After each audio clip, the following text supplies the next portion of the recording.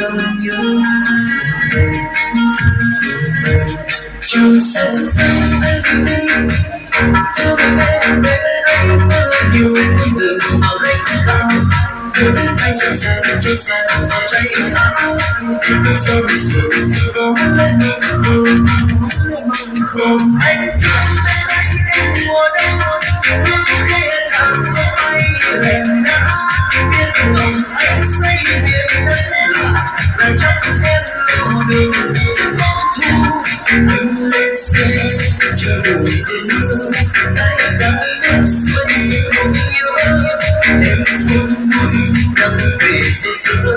tay nhìn thấy tận núi siêu từ nơi anh sang nơi em những tình cảm tới nhau duyên như tình yêu nói lời thôi là đang trường xa nỗi mây trường xa.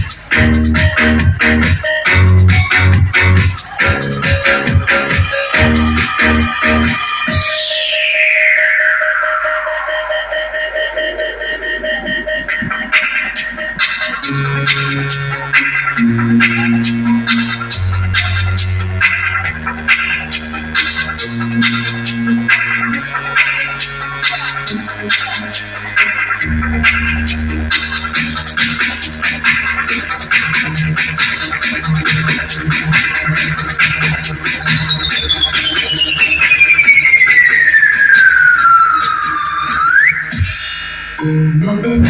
cho dòng trường sơn hỏi đường đường hàng đầu sông hướng ra trời ngày đêm ngắm trường sơn không nhớ trường về hỏi sơn đâu nhớ trường sơn anh đi thương em bên ấy mưa nhiều con đường mà gánh cao đường anh sẵn sàng cho xa vào tay áo đêm sau rồi cố lấy bóng không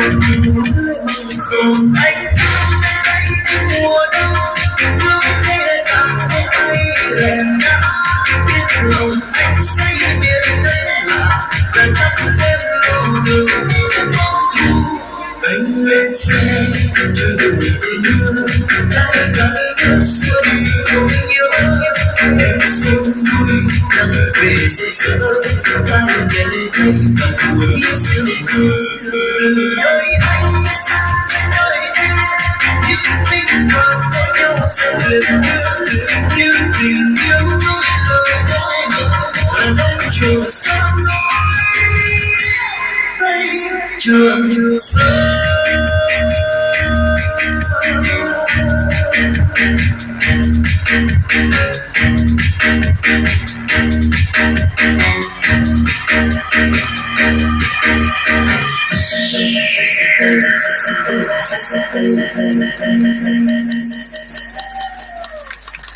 Vâng, xin cảm ơn Kiều Nhị.